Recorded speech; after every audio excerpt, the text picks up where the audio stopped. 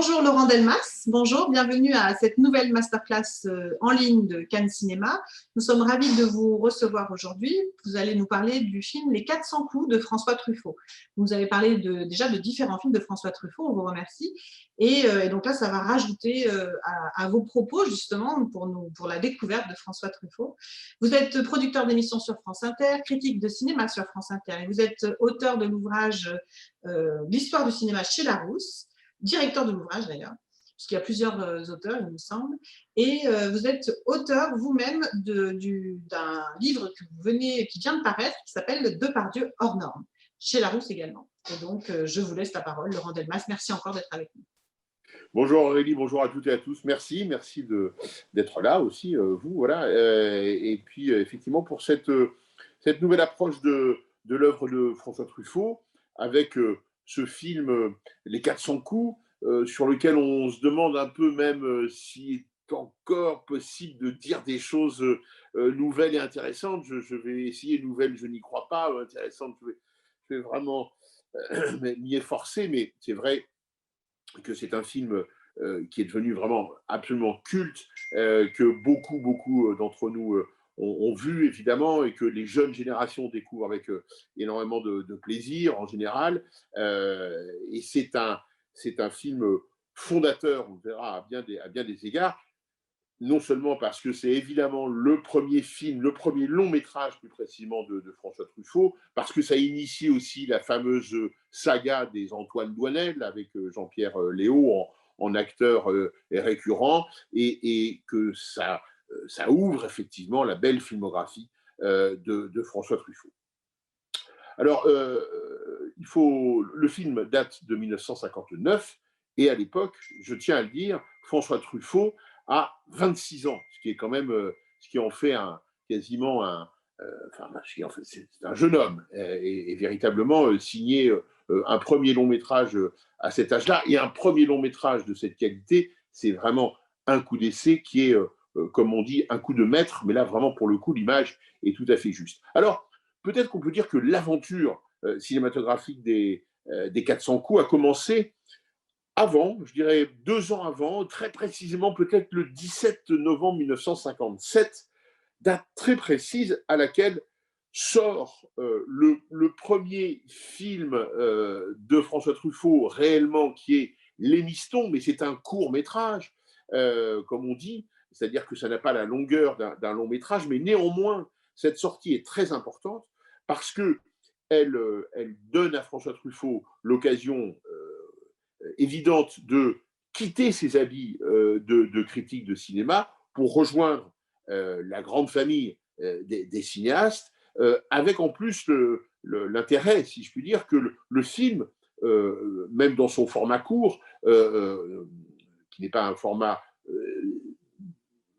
très diffusé, contrairement au long métrage, même si dans les années 50 et 60, le court métrage a plus de lisibilité que de nos jours, en quelque sorte, mais les Mistons sont immédiatement remarqués par le public et par la critique, ce qui fait que c'est pour François Truffaut quasiment une reconnaissance immédiate, voilà, qui va éclater avec les 400 coups, mais il est vraiment intéressant de comprendre dans quel état d'esprit François Truffaut réalise en 1959 ce long métrage, et c'est vraiment dans une optique où il sait, en quelque sorte, que oui, il a choisi la bonne voie, et que, abandonnant définitivement ses habits de critique, dans lesquels il a été très heureux et très prolixe aussi, avec une production éditoriale incroyable et une façon de regarder les films, on le sait, très décapante, hein, avec notamment cet article fondateur et qui s'intitulait « Une certaine tendance du cinéma français » et qui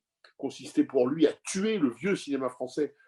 Le succès des Mistons est fondé certainement sur l'affirmation très immédiate de l'univers quand même singulier, effectivement, de François Truffaut.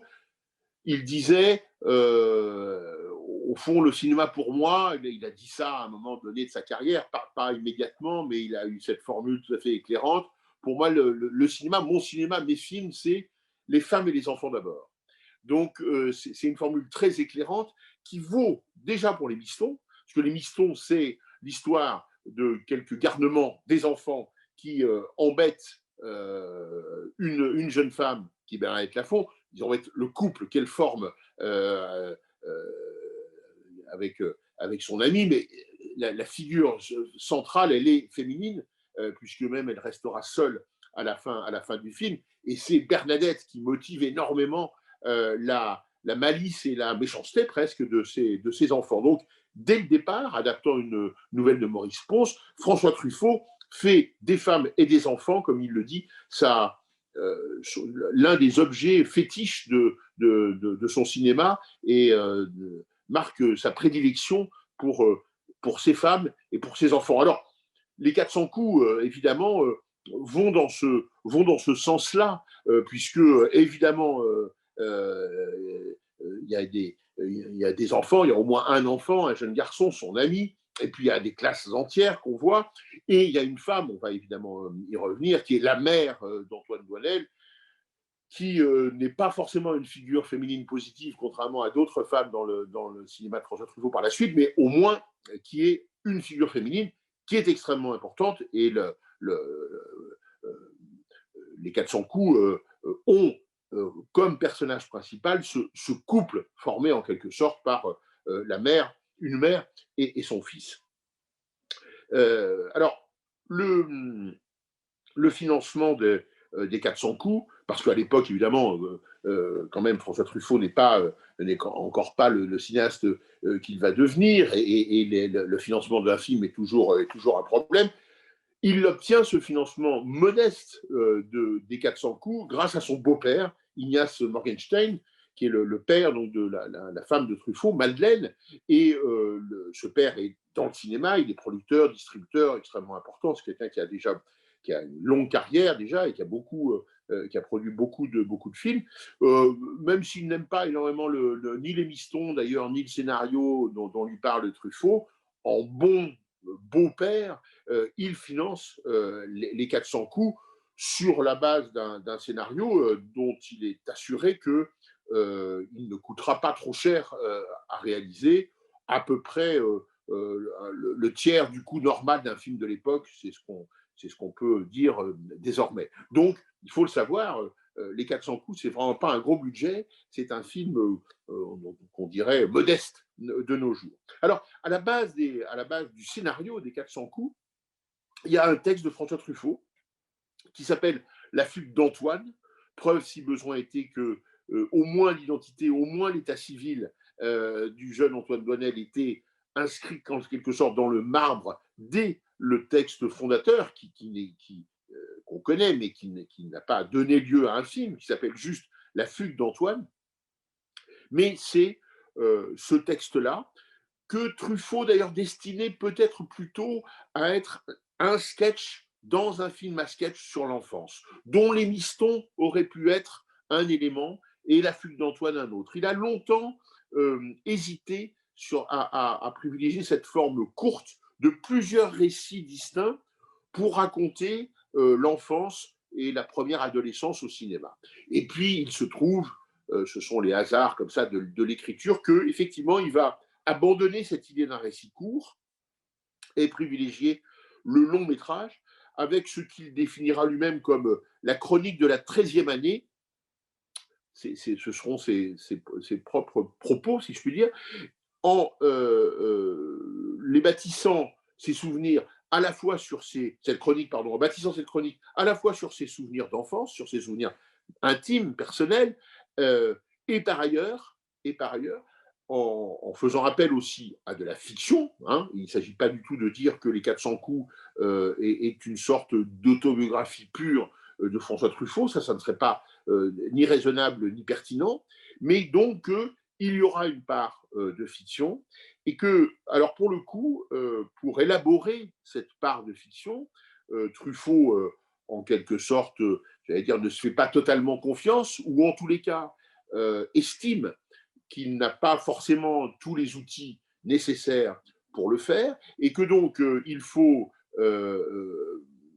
s'adjoindre les services de quelqu'un pour alimenter, non pas en souvenirs personnels, bien sûr, ça il les a, mais pour alimenter en fiction le scénario des 400 coups. Alors pour cela, il va faire appel à quelqu'un qui s'appelle Marcel Moussy, qui n'est pas un ami, qui n'est pas une connaissance, contrairement souvent à ce qui se passe avec le Truffaut des débuts, qui a tendance à beaucoup faire appel à des gens qu'il connaît déjà, à des amis, à les solliciter. Là, pour ce premier long métrage, il songe à employer quelqu'un, donc Marcel Moussy, qui est scénariste, mais qui n'a pas écrit pour le cinéma, qui a écrit essentiellement des dialogues pour des œuvres télévisuelles de Marcel Bluval, et singulièrement dans une série qui est très sociétale, où on parle beaucoup de l'enfance maltraitée, du divorce, bref, toutes ces questions qui agitent toute bonne société, évidemment. Et Truffaut a été extrêmement sensible à la justesse des dialogues de ces séries, et il s'est dit, tiens, voilà quelqu'un qui, manifestement, sait capter et obtient une véracité, une justesse des dialogues. Il pense donc que ce serait le bon apport, en quelque sorte, à ses récits personnels que Marcel Moussy pourrait lui donner, et donc contribuer de façon forte à la réussite du scénario des 400 coups. Étant entendu que lui-même, je le disais, évidemment, fait appel à ses souvenirs, pour aussi les valider, il demandera à Robert Lachenet, qui est son ami d'enfance. Lachenet, c'est le copain idéal, c'est le complice aussi de tous les petits méfaits qu'on verra. On voit son personnage dans les 400 coups, c'est assez la réplique de l'ami d'Antoine Doinel. Et donc Truffaut demandera à Lachenet, avec lequel il est toujours en relation, avec lequel il est toujours en amitié, demandera évidemment à Lachenet d'alimenter aussi en souvenirs, c'est-à-dire de raviver les souvenirs de Truffaut, et ensemble, en quelque sorte, ils se raconteront leurs souvenirs d'enfance, et ça aussi, donc, ce sera à la base du scénario des 400 coups. Donc, à l'été 58, Marcel Moussy et François Truffaut travaillent ensemble sur la première trame élaborée par Truffaut, qui est donc une trame intime, qui est une trame personnelle, et de l'aveu même de François Truffaut, le grand apport justement de Marcel Moussy, ça va être de beaucoup complexifier, et notamment les figures des adultes dans le récit de Truffaut.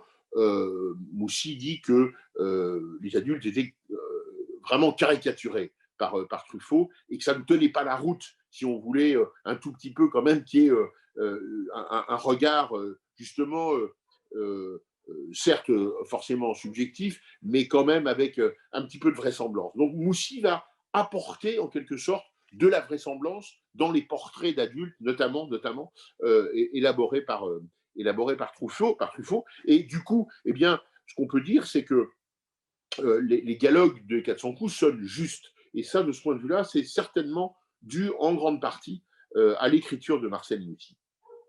Les deux hommes, on peut le dire juste avant de ne plus évoquer le nom de Marcel Moussy, ils continueront à travailler ensemble, notamment pour Tirer sur le pianiste, le film suivant, le second long métrage de François Truffaut, un petit peu aussi sur une des nombreuses versions de Fahrenheit 451, mais ce sera une version abandonnée par François Truffaut, et la collaboration entre Moussy et Truffaut s'arrêtera là.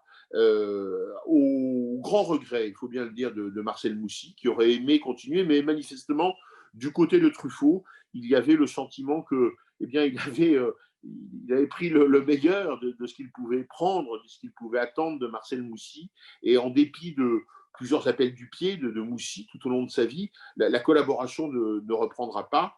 Moussy regrettant considérablement de ne plus travailler pour le cinéma et de devoir continuer juste à travailler pour la télévision.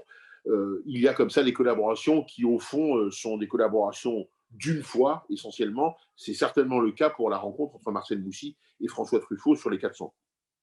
Alors, anecdotiquement, mais pas seulement, le tournage a lieu du 10 novembre 1958, je vous le dis, au 3 janvier 1959.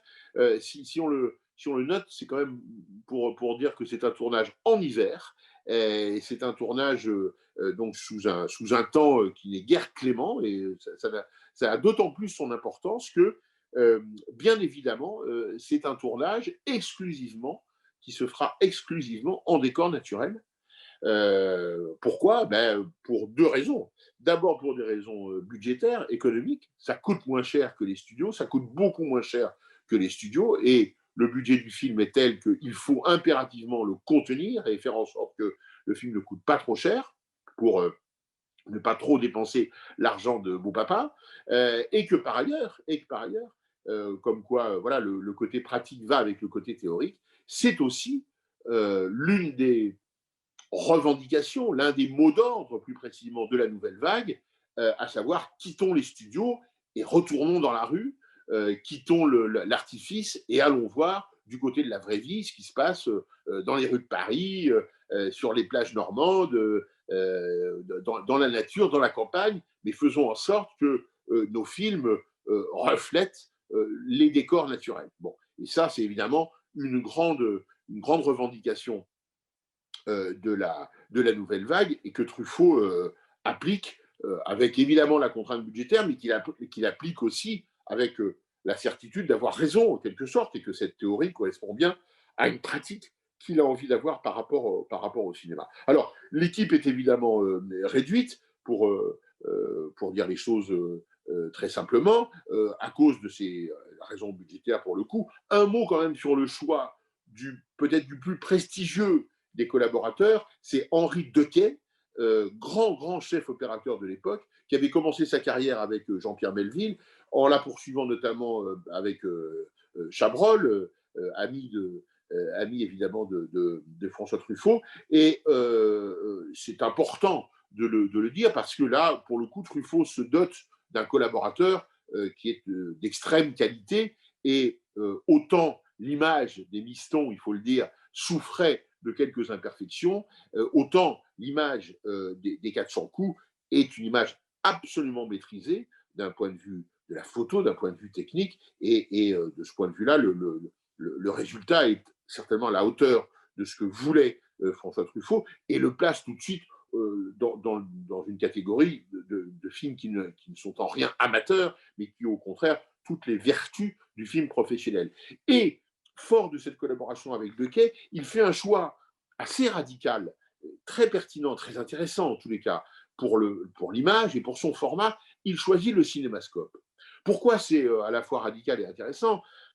Parce que, vu le sujet intimiste quand même si ça se passe souvent dans les rues de Paris, mais c'est une histoire intimiste, c'est pas une grande fresque historique en costume qui se déroulerait sur plusieurs siècles.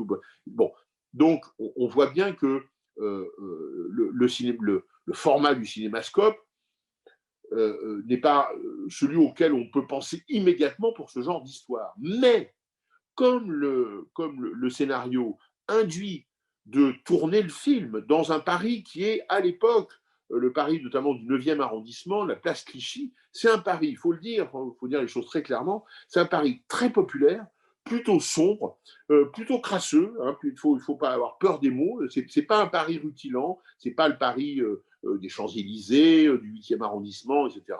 C'est un Paris, donc je le redis, populaire et esthétiquement, visuellement, je dirais, qui est un peu ancien, sale, décati, un peu misérabiliste, il faut le dire. Et du coup, le choix radical de Truffaut, ça va être de dire, pour filmer cet aspect finalement pas très reluisant, pour contrebalancer, on prend le cinémascope. Et en quelque sorte, on va aérer, on va donner de l'amplitude, du mouvement à ce Paris un peu sombre, étriqué, renfermé, gris, poussiéreux. Le cinémascope va ouvrir la fenêtre. C'est très très malin.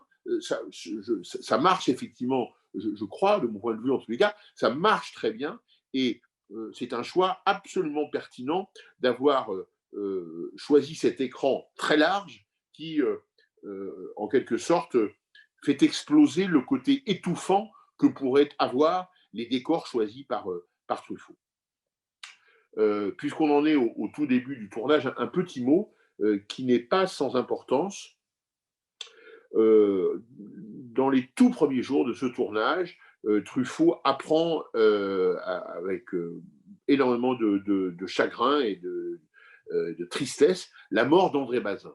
André Bazin, c'est le très grand critique de cinéma français de l'époque, et c'est plus encore, évidemment ce statut est important pour Truffaut, mais c'est pour Truffaut un père de substitution.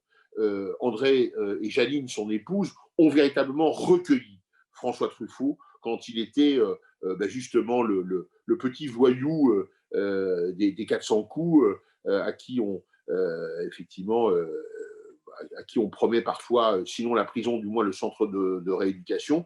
Et les époux Bazin se sont substitués aux parents défaillants de Truffaut et l'ont recueilli. C'est dire si cette double casquette de critique, d'intellectuel du cinéma, de penseur du cinéma d'André Bazin, et cette casquette beaucoup plus affective d'avoir recueilli tout simplement le jeune garçon François Truffaut, ont fait de Bazin pour Truffaut une figure absolument tutélaire, et on imagine bien son grand désespoir en apprenant la mort d'André Bazin au tout premier jour du tournage des 400 coups. Il est évident que Truffaut aurait aimé montrer ce premier film à André Bazin, et c'est si vrai que du coup, une fois le film tourné, le film sera dédié à André Bazin, preuve, si besoin était, de l'importance de cet homme dans la vie de François Truffaut. Alors, je rétropédale un petit peu, si vous le permettez, dans l'élaboration du film, parce qu'au fond, pour l'instant, il nous manque peut-être la pierre angulaire du film dans cette introduction, le point saillant, sans lequel, je le crois, moi personnellement, le film ne serait pas ce qu'il est. C'est évidemment Jean-Pierre Léaud, c'est évidemment la comète Léaud, l'astre Léaud, cette sorte un peu d'ovni cinématographique. Enfin, en tout cas, ça va devenir un ovni cinématographique. Alors, au début, il y a une petite annonce que François Truffaut fait paraître dans François, très très grand quotidien populaire de l'époque. Et la petite annonce est très sibylline: cherche un garçon de 12 à 14 ans pour tenir un rôle dans un film de cinéma. On ne peut pas faire à la fois plus explicite, mais aussi moins parlant. Pas de nom de cinéaste, pas de type de film, voilà, juste un sexe, un garçon et un âge. Voilà, c'est la volonté de Truffaut. Et il est à noter que plus de 400 adolescents répondront à l'annonce parue dans François. Plus de 400. Des centaines d'enfants donc, qui vont effectivement être intéressés par cette annonce.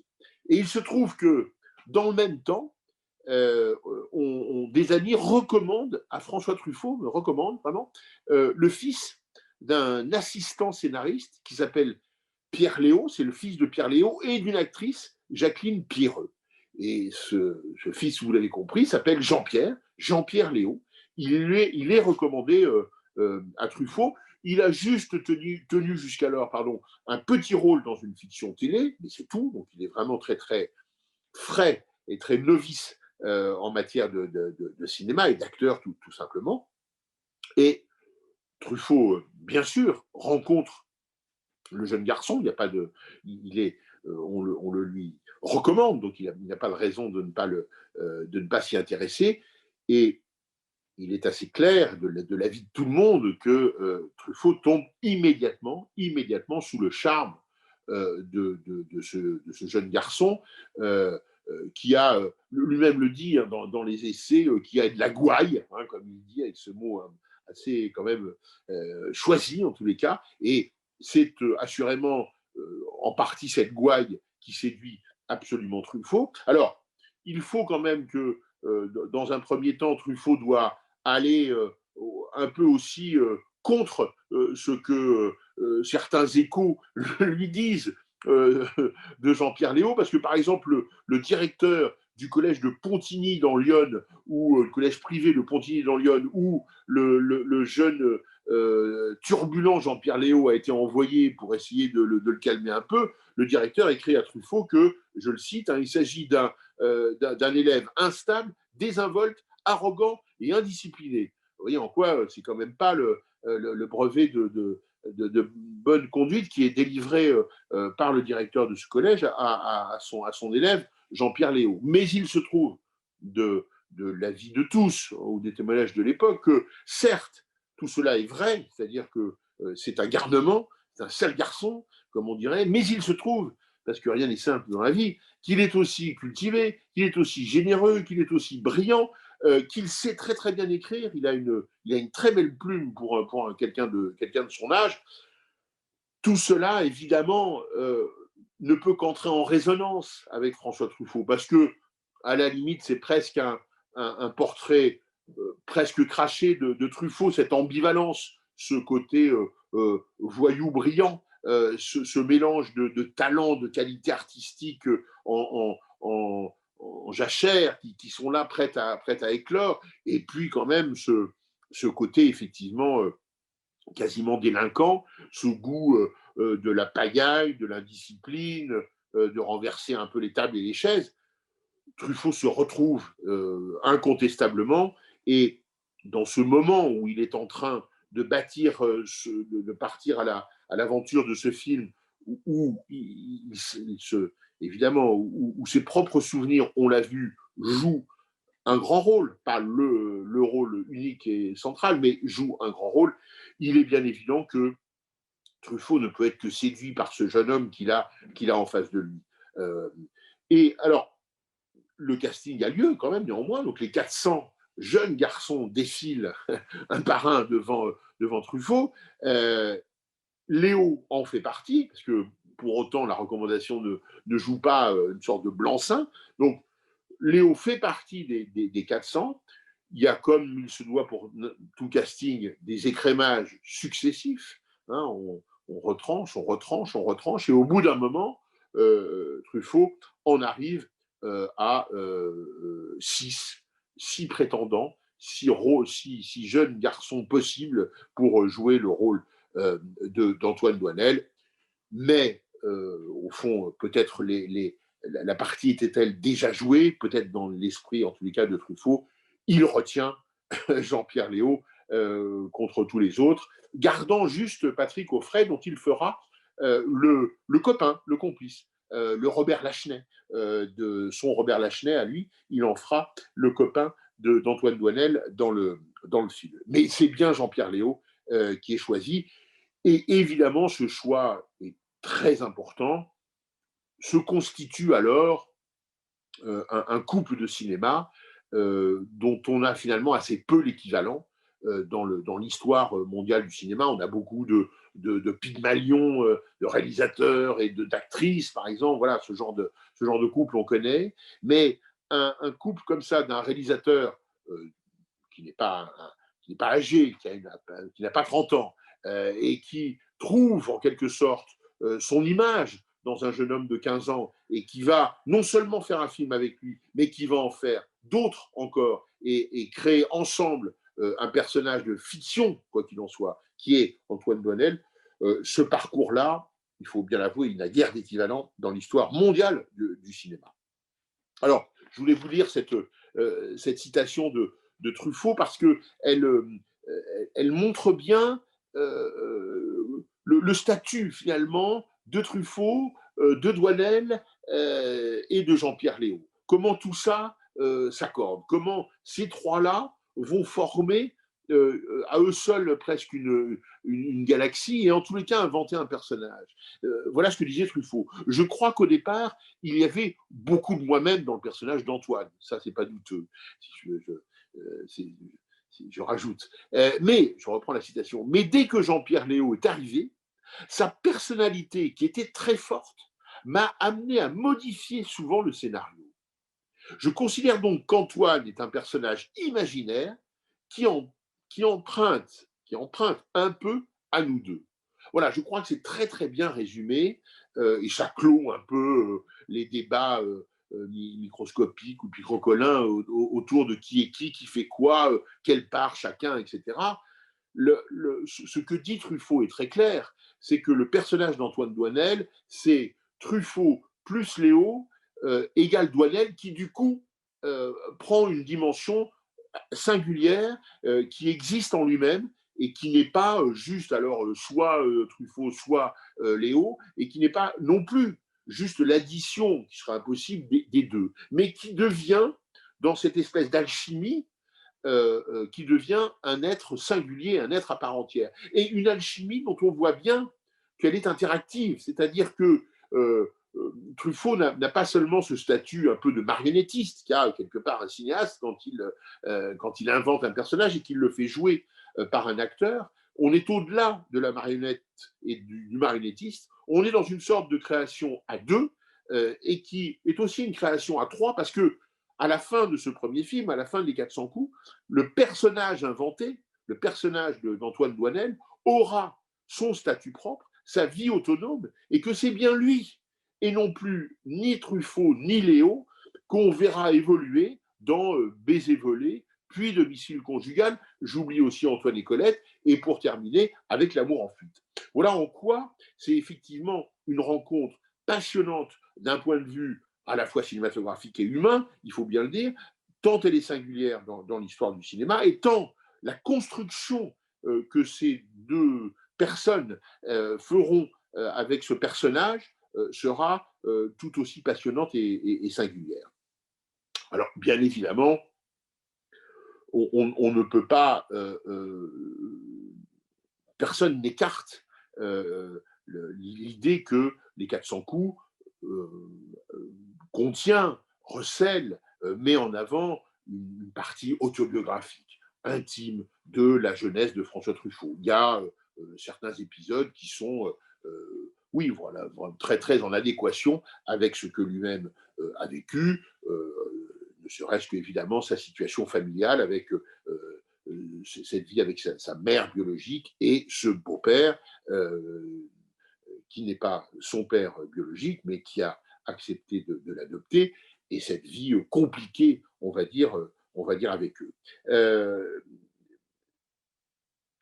Il est, en prenant ce parti pris d'une forme de réalisme à travers l'autobiographie, car il s'agit bien de ça, quand on décide de puiser en soi-même les éléments de la fiction, c'est qu'on est dans une sorte de volonté de vraisemblance, de vérité, de reflet du réel.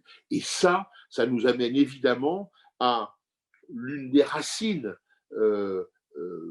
pas théoriques, l'une des racines cinématographiques de la nouvelle vague, qui est certainement le néo-réalisme italien. Le néo-réalisme italien, c'est ce qui est né juste après-guerre en Italie, avec évidemment notamment la grande figure tutélaire paternelle pour Truffaut aussi de Roberto Rossellini, entre autres évidemment, entre autres cinéastes, mais qui était vraiment de donner acte que la réalité, le réalisme, c'était le mot, était au centre des préoccupations. D'une part, des préoccupations, sans être documentaire. Car François Truffaut, alors là, à cette époque-là, et toujours d'ailleurs, dira moi, je déteste le documentaire, je ne veux pas faire du documentaire. Si vous voulez filmer un fleuve, ça ne m'intéresse pas. Si vous mettez deux personnages sur une barque et ils vivent une histoire d'amour et qu'en fond, il y a ce fleuve, alors ce fleuve-là prend de l'intérêt. Voilà.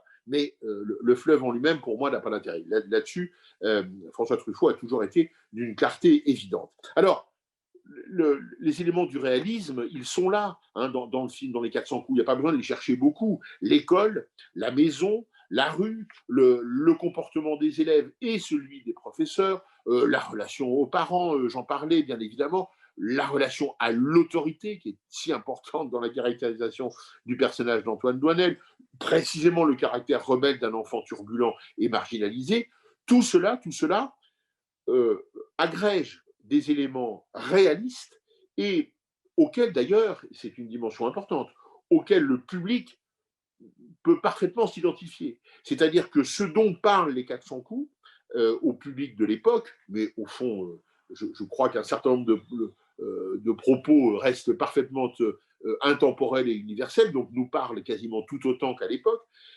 En tous les cas, ces univers-là parlent aux spectateurs et que le public peut se reconnaître dans ce dont parle François Truffaut, ce qui lui semble être juste titre, certainement une dimension importante, comparée à un certain nombre de films de l'époque qui, se perdant dans les reconstitutions historiques, par exemple, ou dans des adaptations littéraires de prestige, au fond, perdent tout contact avec la réalité et avec la réalité singulièrement du public. Ce sont des films hors sol qui ne ressemblent pas effectivement à la vie et qui ne peuvent pas, d'après Truffaut, c'est un point de vue, qui ne peuvent pas du coup rencontrer réellement le public dans un processus d'empathie, sans jugement moral, ça il y tient, mais au moins d'empathie. Donc c'est d'ailleurs, il faut le dire, le cinéma de Truffaut, contrairement peut-être à d'autres cinéastes de la Nouvelle Vague, c'est un cinéma potentiellement populaire à cause de cela, à cause de cette volonté d'être à la recherche d'une forme de ressemblance qui n'est pas qui n'est pas la réalité documentaire, mais qui est une forme de ressemblance. Et du coup, effectivement, sans être un cinéma purement commercial, le cinéma de François Truffaut, singulièrement les 400 coups, peuvent vraiment être finalement peut-être même l'essence de ce qu'on peut appeler du cinéma populaire. Et au centre de ce film, ça va dans ce sens-là, il y a la relation entre une mère et son fils. Le moins qu'on puisse dire, c'est que cette relation est une chose ô combien partagée et qui pose problème et qui est une relation qui existe depuis, sinon la nuit des temps certainement, et au moins la tragédie grecque avec le poids que l'on sait.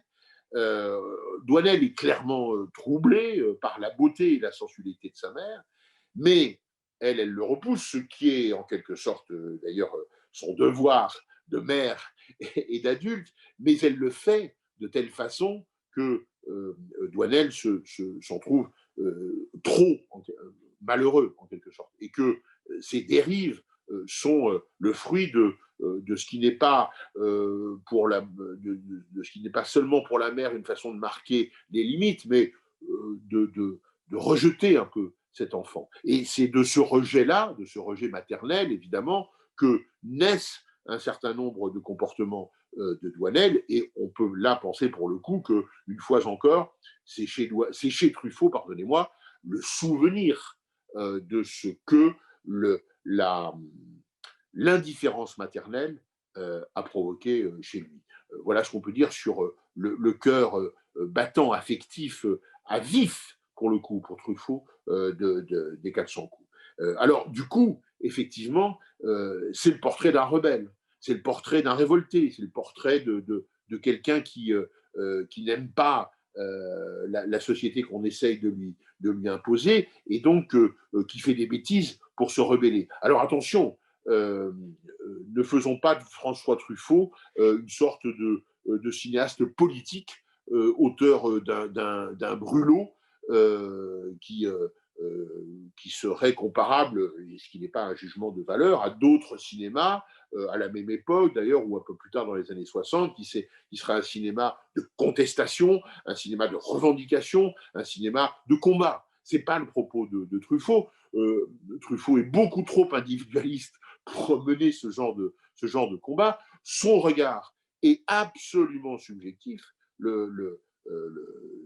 Sa façon de raconter les choses est absolument subjective, mais elle n'est pas militante. La subjectivité, c'est quoi? C'est par exemple de constater en toute raison que sa façon de montrer l'école, chez lui, dans les 400 coups, l'école ressemble manifestement beaucoup plus à une prison qu'à un lieu d'apprentissage. Je crois que ce n'est pas la peine de tourner autour du pot. Tout le montre, y compris dans la saleté, la grisaille, le côté triste, tout ça. C'est un environnement triste. On n'apprend pas les choses, sauf peut-être sous la contrainte. Et on est vraiment, oui, sous la contrainte d'un personnel qui n'est guère éducatif, mais qui serait plutôt pénitentiaire. Donc ça, c'est évidemment un regard absolument subjectif qui appartient à Truffaut et qui livre ainsi. La preuve en est que les professeurs sont soit des faibles, soit des brutes. Vous me laisserez penser qu'il y a parfois et majoritairement un moyen terme entre ces deux statuts-là. Les enseignants sont composés de personnalités évidemment fort différentes, mais les dépeindre comme à ce point-là, comme étant soit faibles, soit brutaux, évidemment, ça ne correspond pas à la réalité dont il serait question, par exemple, dans un documentaire, mais correspond à la subjectivité de François Truffaut et d'Antoine Doinel, et à la façon dont Truffaut, enfant, a ressenti sa relation avec l'éducation, l'école, l'autorité, tout simplement. Il en est pareil pour la police et les gens des maisons de redressement qui ne sont guère évidemment sympathiques et qui n'ont comme préoccupation que d'embêter Antoine Doinel comme ils ont embêté François Truffaut.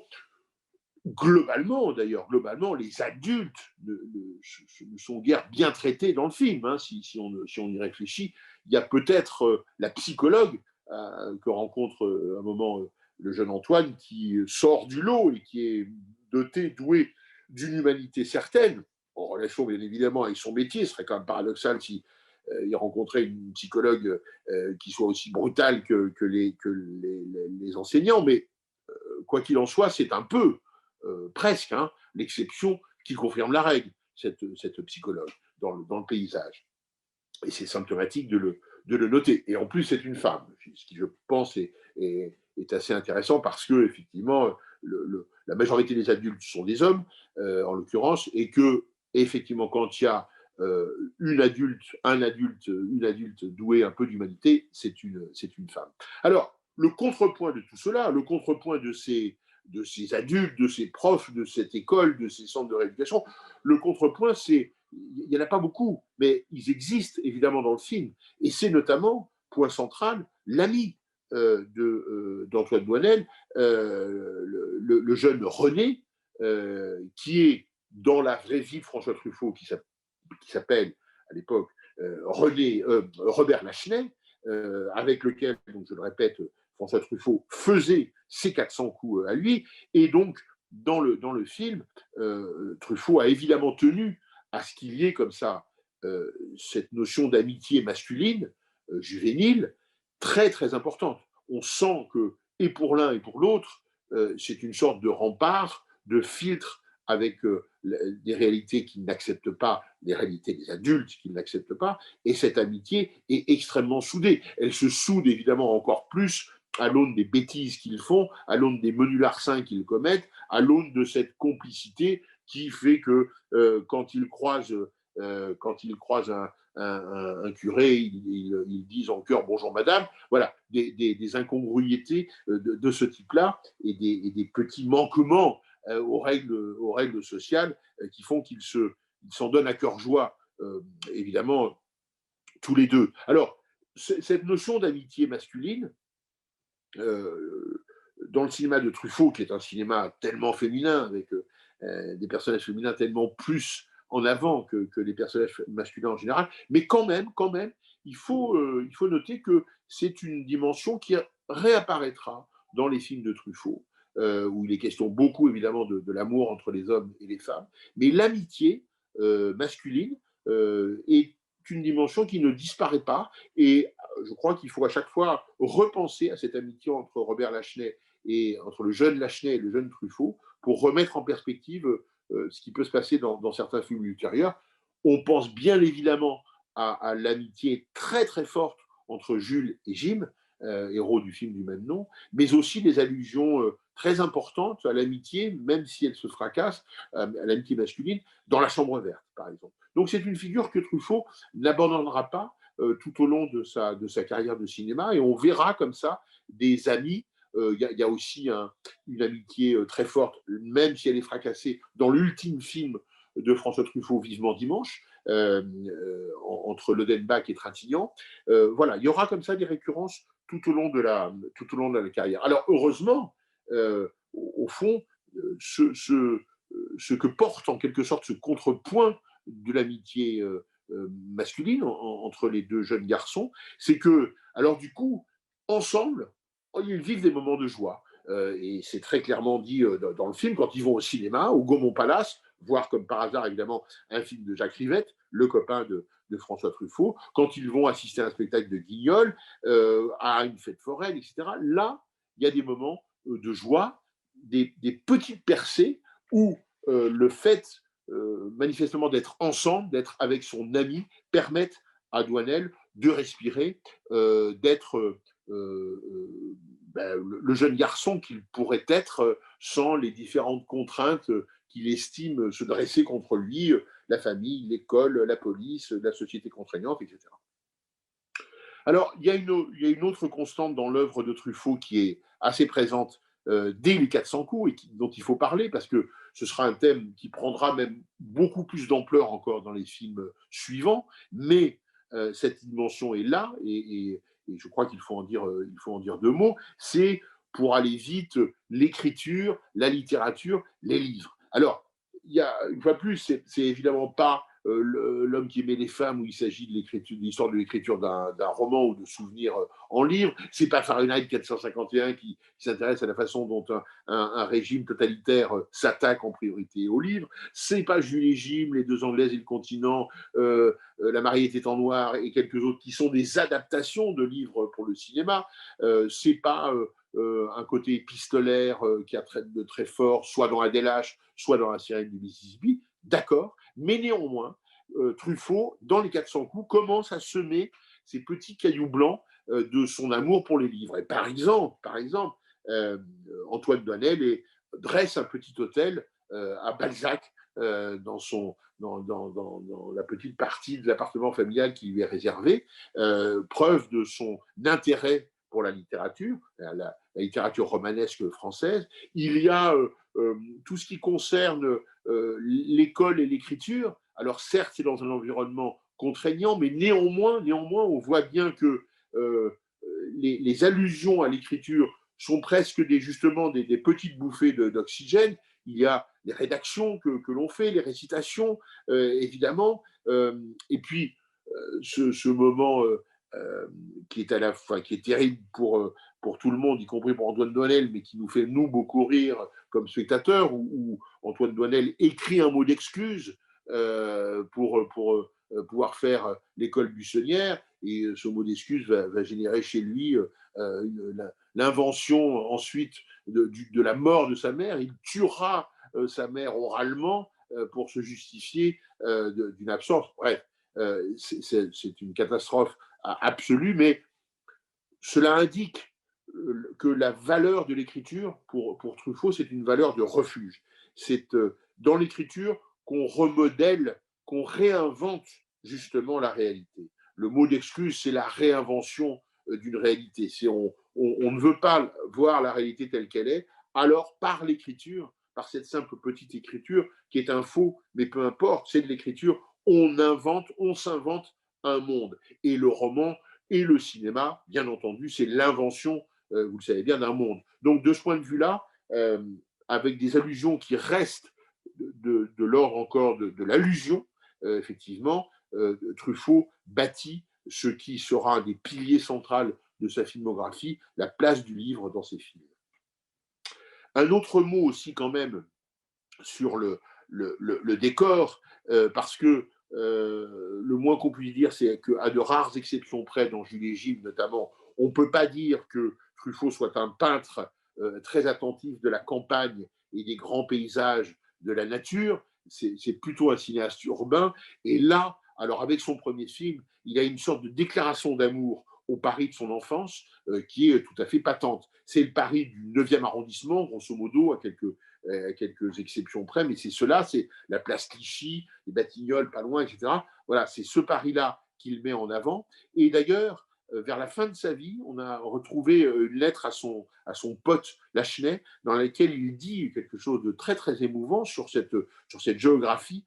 Je vous le lis. Les seuls souvenirs toujours frais et vivaces qui défileront sans cesse devant nous, comme un film monté en boucle, ce seront ceux qui vont de Barbès à Clichy, des Abbesses à Notre-Dame-de-Lorette, du Ciné-Club Delta au Champollion. C'est vraiment une phrase alors empreinte de l'immense nostalgie qui submerge à la fois le personnage Truffaut et toute son œuvre, mais c'est une phrase qui dit bien effectivement combien les 400 coups géographiquement, joue sur presque un monde déjà perdu pour Truffaut, qui est le monde géographique, qui est le monde de décor de son enfance et de ses 400 coups avec son copain Lachenay, dont il dit que ce seront les derniers souvenirs qu'il aura.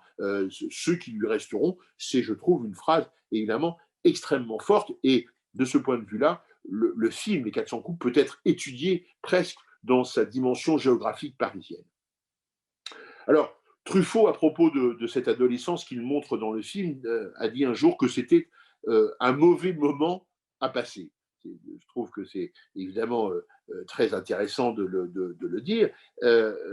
Alors, il est vrai que, à contrario, le film contient des moments de liberté, d'insouciance, de lâcher prise, de rigolade, de moments d'épanouissement. Et par exemple, la fameuse scène dite du rotor dans cette fête foraine où Douanel va être pris comme ça dans ce tourbillon, hein, annonce un autre tourbillon, et où il va en sortir essoré, c'est le principe, mais heureux. Bon. Et ces moments, évidemment, nous nous en souvenons infiniment, ils font partie indiscutablement du film, ces rires, ces moments de grande fraîcheur, ces moments de grande liberté, mais en même temps, on ne peut pas s'exonérer du fait que ce qui domine le film, ce sont beaucoup plus et la gravité et la cruauté. Et au fond, ces moments ces percées sont comme des percées de rayons de soleil, mais dans un environnement plutôt brumeux, plutôt sombre, plutôt gris, plutôt désespéré. Je pense que les aspects, au fond, sympathiques des 400 coups, pittoresques presque, il y a presque du pittoresque, ne peuvent pas faire oublier que le propos est beaucoup plus grave que ça, beaucoup plus cruel que ça, que les blessures de Douanel, notamment ses blessures par rapport à sa mère, à ce père absent, etc., sont profondes, que les blessures qu'il reçoit des enseignants, etc., sont pour lui des blessures profondes. Et il y a une phrase de Truffaut qui est tout à fait singulière et qui dit énormément de choses sur justement le rapport qu'il a avec cet aspect des choses, avec cette légèreté et son contrepoids de gravité. Il a dit un jour, tout au long du film, j'ai lutté contre Jean-Pierre Léaud.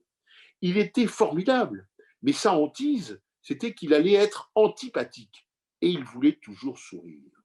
Je trouve cette phrase extraordinaire parce qu'elle montre bien moins, elle est plus intéressante sur ce que veut faire François Truffaut que sur le penchant bien naturel d'un jeune garçon appelé Jean-Pierre Léaud et qui souhaite faire certainement une carrière dans le cinéma et qui n'a pas envie d'être antipathique, ce qui est bien naturel, mais je crois qu'il faut avoir cette phrase en tête parce qu'elle montre bien le propos de Truffaut, qui n'est pas justement de faire du pittoresque, qui n'est pas de faire le joyeux portrait du vert paradis de l'enfance, etc., mais au contraire, de nous amener progressivement euh, à la fin du film, avec qui est tout à fait emblématique de cela. Souvenez-vous, le personnage d'Antoine court en liberté, certes, sur cette plage. Il court en liberté, il est libre, il est loin des profs, de sa mère qui ne l'aime pas, des profs qui le martyrisent, des flics qui le cherchent, du centre de rééducation, il est loin de tout ça. Il court en liberté sur cette plage. C'est un moment de liberté, c'est un moment où il peut s'exprimer. Et bien pourtant, ça n'est pas un sourire qu'il a sur son visage. Et quand il nous regarde, parce qu'il finit par nous regarder, parce qu'il y a ce moment de regard caméra qui est extrêmement rare dans l'histoire, même pas française du cinéma, dans l'histoire mondiale du cinéma. On pourrait mettre bout à bout les regards caméra, ça ne ferait pas un film très long. Parce que certains cinéastes, la plupart des cinéastes se l'interdisent en disant que c'est une interpellation du spectateur qui n'est pas possible. Bon, eh bien, Truffaut prend le risque. Et s'il prend le risque du regard caméra, s'il prend le risque que Douanel nous regarde, c'est précisément parce que, justement, il y a de la gravité dans l'interpellation à ce moment-là. Et que c'est presque la seule façon pour Truffaut de terminer le film comme une sorte d'appel au regard du spectateur sur ce jeune garçon qui ne sourit pas alors qu'il court librement sur une plage. Et s'il ne sourit pas, c'est que effectivement, il a largement des motifs de ne pas être heureux, de ne pas être content. C'est ça que nous dit François Truffaut à ce moment-là, et je trouve ça tout à fait signifiant. Alors, quelques mots en conclusion sur le devenir, en quelque sorte, du film. Il faut savoir d'abord que ça a été un immense succès commercial, très grand succès commercial pour un premier film, hein, d'un jeune homme de 26 ans, je le rappelle. Le beau papa Morgenstein a fait une bonne affaire en produisant le film. Il a gagné de l'argent, ce qui n'était pas acquis, évidemment, au début, et je pense qu'il était persuadé, lui, du contraire. Le film va aller au Festival de Cannes, avec lequel Truffaut a une histoire en tant que critique de cinéma qui est un peu une histoire mouvementée. L'histoire mouvementée continuera 10 ans plus tard, au moment des 68, évidemment, où Truffaut, avec d'autres, fera arrêter le festival. Mais là, en 59, c'est l'idylle entre le festival et Truffaut, et il remporte le prix du meilleur réalisateur. C'est très important, évidemment, dans la carrière de Truffaut, c'est très important pour la suite, parce que là, franchement, le statut, enfin, les 400 coups lui donnent un statut quasiment de cinéaste installé, ce qui n'est pas tout à fait fréquent avec le premier film, qui en général est vu comme un brouillon, comme un devenir, un avenir qui est reconnu par la profession mais boudé par le public. Là, on a une double reconnaissance, une forte reconnaissance critique et une forte adhésion populaire du critique. Donc ça, c'est très important. Et la reconnaissance du public est d'autant plus forte que, au fond, ce qui est assez symptomatique, c'est que 10 ans, on est à peu près 10 ans avant 68, 9 ans. Bon, c'est-à-dire qu'on est 10 ans avant ce moment où la société française et d'autres avec elle, avant elle, après elle, la marmite va bouillir, le couvercle va s'échapper et la jeunesse, notamment, pas seulement, la classe ouvrière aussi, mais la jeunesse va revendiquer.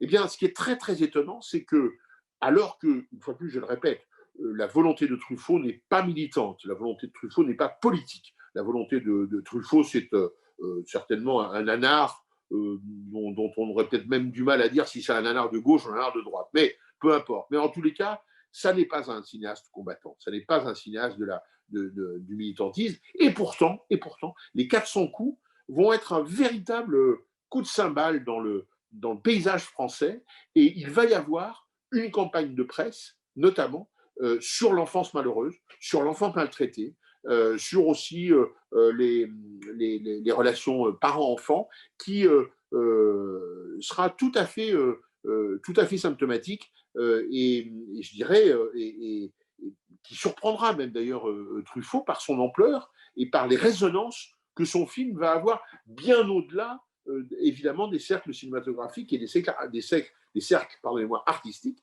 Le film devient un fait de société. Il y a comme ça, de temps en temps, des films qui vont au-delà de leurs propos et marquent leur temps de ce point de vue-là. C'est évidemment aussi très important d'un strict point de vue cinématographique. Alors là, pour le coup, on resserre un peu l'objectif, parce qu'au fond, les 400 coups peuvent apparaître assez légitimement comme le parfait étendard, le parfait manifeste de la nouvelle vague. On regarde notamment de ses conditions de production, de réalisation, son message, son regard, le réalisme, la société, le budget serré, etc.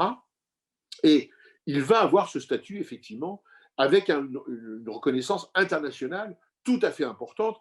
Les 400 coups sont vus et appréciés aux États-Unis, et c'est dès son premier film que François Truffaut aura un vrai statut aux États-Unis, ce qui est quand même évidemment la mecque du cinéma, qui n'est pas donné à tous les cinéastes de l'époque, y compris aux cinéastes évidemment de la Nouvelle Vague. Mais son film aura aussi du succès évidemment à Londres, évidemment à Rome, évidemment au Japon. Donc les 400 coups, pardonnez-moi, propulsent Truffaut réellement sur la scène internationale. Et au-delà du premier film, c'est une fois de plus une vraie rencontre, c'est la naissance d'un cinéaste. C'est la naissance d'un cinéaste qui va compter, c'est la naissance d'un cinéaste français qui va compter, et c'est aussi la naissance d'un cinéaste qui sera reconnu par ses pairs très rapidement dans le monde entier, qui marquera véritablement de son empreinte. On voit bien, par exemple, qu'un Spielberg sera marqué par le cinéma de François Truffaut. Il sera tellement marqué qu'il l'invitera, on le sait, à jouer un savant français dans les rencontres du troisième type. Mais c'est pour dire l'importance de ce film dans la carrière de François Truffaut, bien entendu, mais même dans l'histoire du cinéma. Au moment où il sort, il devient véritablement à la fois un phénomène de société et un phénomène de cinéma. Ce n'est pas le cas de tous les films, loin de là.